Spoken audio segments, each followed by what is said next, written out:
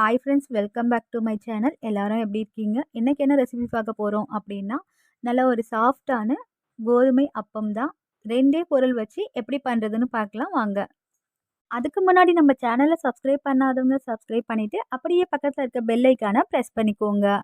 Sorry, என்னால் ஒரு 1 வீக்காகவே என்னால் வீடியோ போட முடியல. ரீசன் என்னன்னு பார்த்தீங்கன்னா, நான் ஒரு ஆரி டிசைனர். ஸோ எனக்கு 1 வீக்காகவே நிறைய ஒர்க் இருந்தது. என்னால் ஒர்க்கும் பார்த்துட்டு என்னால் வீடியோவும் போட முடியல. ஆரி ஒர்க் ஸ்டார்ட்டிங் ப்ரைஸ் பார்த்தீங்கன்னா ₹799 இருக்குது. வேணுன்றவங்க கமெண்ட்டில் மெசேஜ் பண்ணுங்கள். நான் கண்டிப்பாக உங்களுக்கு ரிப்ளை பண்ணுவேன். இன்னைக்கு புயல் காரணமாக சில மாவட்டங்களுக்கு ஸ்கூல் லீவ் விட்டுருக்காங்க. ஸ்கூலு காலேஜ் எல்லாம்.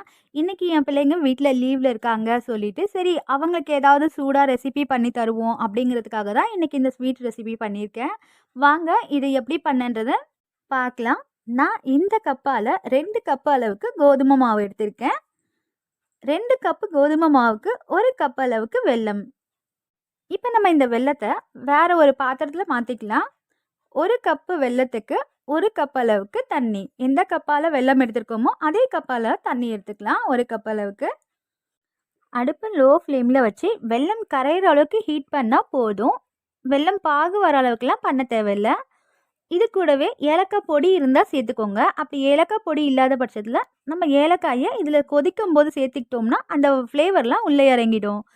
இப்போ கோதுமை மாவில் ஒரு 1/4 ஸ்பூன் அளவுக்கு சால்ட் சேர்த்திக்கலாம். ஒரு 1/4 ஸ்பூன் அளவுக்கு பேக்கிங் சோடா சேர்த்திட்டு இது ஒரு தடவை நல்லா மிக்ஸ் பண்ணி விட்டுக்கலாம்.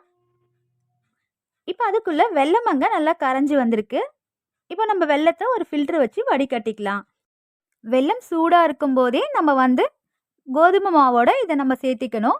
சேர்த்திட்டு இது கூட ஒரு ஸ்பூனு அப்படி இல்லாட்டி விஸ்க் இந்த மாதிரி ஏதாவது வச்சு நல்லா மிக்ஸ் பண்ணிக்கலாம். இப்போ இது கூடவே இன்னும் ஒரு 1/2 கப் அளவுக்கு நம்ம தண்ணி சேர்த்திக்கலாம். நல்லா ஒரு மாவு பக்குவத்துக்கு கெட்டியாக இதை நம்ம மிக்ஸ் பண்ணணும். மிக்ஸ் பண்ணிவிட்டு நம்ம ஒரு 10லேருந்து 15 நிமிஷம் போல் இது ஒரு தட்டு போட்டு மூடி வச்சுக்கலாம். இது ஒரு ஓரமாக அப்படியே இருக்கட்டும். இப்போ ஒரு 10லேருந்து 15 நிமிஷம் போல் ஆகியிருக்கு. இப்போ மாவு தண்ணியாக இந்த மாதிரி பக்குவத்தில் இருக்கணும். இப்போ ஒரு பேனில் இதை நம்ம ஃப்ரை பண்ணுற அளவுக்கு ஆயில் சேர்த்திக்கலாம். ஆயில் சூடானதும் இதில் கொஞ்சமாக மாவு விட்டு பார்க்கலாம். ஆயில் நல்லா சூடாகிருக்கு. இப்போ நம்ம மிக்ஸ் பண்ணி வச்சுருக்க மாவு எடுத்து ஒரு கரண்டியாக உள்ளே சேர்த்திக்கலாம். இப்போ இது பூரி மாதிரி நல்லா உப்பி வரும். இப்போ இதை நம்ம கோல்டன் ப்ரௌன் கலராக வர வரைக்கும் நல்லா ஃப்ரை பண்ணி எடுத்துக்கலாம். ஒரு 2 நிமிஷத்துலேயே இது சீக்கிரமாக வெந்து வந்துடும். சேர்த்திட்டு எல்லாத்தையுமே நம்ம இது போல் எண்ணெயில் நல்லா ஃப்ரை பண்ணி எடுத்துக்கலாம்.